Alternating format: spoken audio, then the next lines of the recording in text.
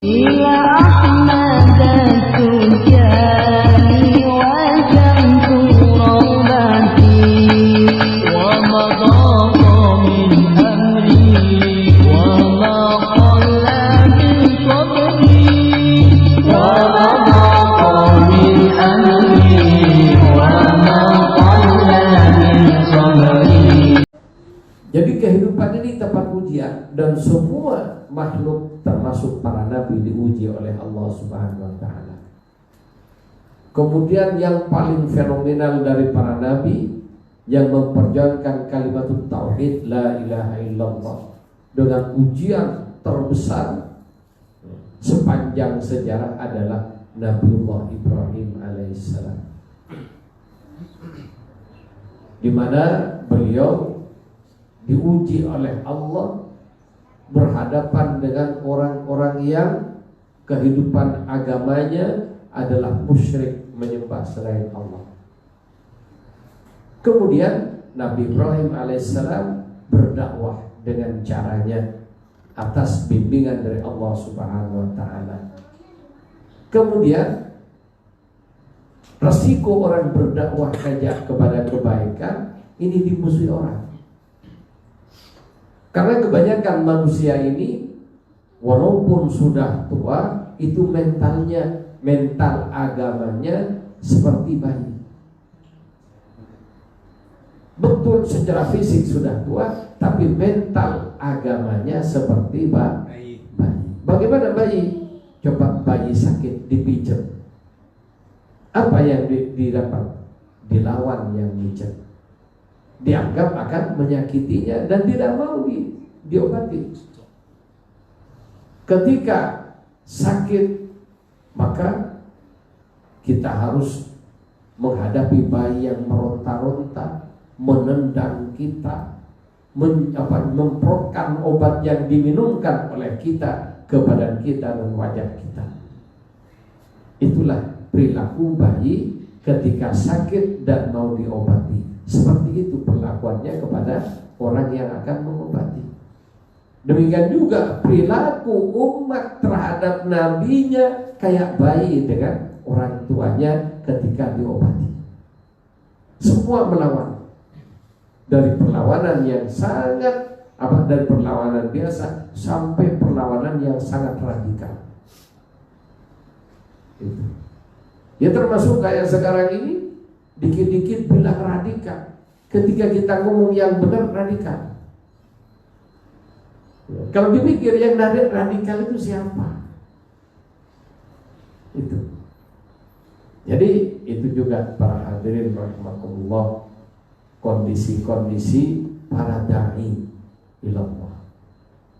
Nabiullah Ibrahim alaihissalam ketika berdakwah dengan kaumnya yang paganis, penyembah berhala, maka yang diterima oleh Nabiullah Ibrahim adalah penolakan yang biasa sampai dengan yang sangat keras, dan puncaknya beliau dibakar hidup-hidup. Jadi harus rela dibakar hidup-hidup. Ini ujian pertama. Jadi resikonya hidup dan mati. Akan tetapi Nabiullah Ibrahim adalah orang yang telah diberi oleh Allah cinta kepada Allah, dalam arti cinta kepada zatnya, bukan seperti kita cinta pada nikmatnya. Jadi kita ini kebanyakan cinta kepada Allah karena mendapatkan nikmat. Ketika dagangan laris senang, alhamdulillah, alhamdulillah, alhamdulillah. Begitu dagangan macet dikit, sudah. Ya, ketika laris tidak ada orang tahu, tapi ketika kritis semua diberitahu. Betul atau tidak? Ketika banyak order, diam-diam aja. Begitu ordernya tidak ada, wara-wara kemana-mana. Waduh, pagi sepi, tidak ada order ini dan sebagainya. Kemudian kepada Allah bagaimana? Ya seperti itu. Ketika kita mendapatkan nikmat, wah bersyukur, memuji kepada Allah Subhanahu wa taala. Begitu nikmat dicabut sedikit, maka hilang pujian, yang ada gerutu. Tahu gerutu? Ngomel-ngomel, bahkan seakan-akan tidak pernah diberi nikmat oleh Allah Subhanahu wa taala. Itulah orang yang mahabbahnya kepada Allah karena memandang nikmatnya, tidak memandang zatnya Allah, tidak memandang pribadi Allah Subhanahu wa taala. Berbeda dengan Nabiullah Ibrahim yang dia pandang hanya Allah dan di hatinya tidak ada selain Allah. Sehingga dalam kondisi yang sangat kritis sekalipun Nabiullah Ibrahim tidak pernah noleh kepada selain Allah. Jadi dalam kondisi sangat kritis, Nabiullah Ibrahim ketika sudah dilontarkan. Jadi kalau sekarang kan ketapel ya. Jadi pakai ketapel raksasa. Jadi, kenapa? Kayu yang disediakan untuk membakar Nabiullah Ibrahim itu selapangan dan kayak gunung. Saking banyaknya kayu. Dan konon api itu baru padam setelah 1 tahun. Sebentar ya. Dibakar. Ketika Nabiullah Ibrahim diletakkan di ketapel raksasa, ditarik, kemudian tubuh beliau terlempar di atas tumpukan kayu yang sudah siap dibakar. Kalau kita gimana? Maka akan teriak tolong, tolong, sampai lontong. Ya. Jadi tolongnya sampai saking kelirunya sampai jadi lontong. Itu kalau kita.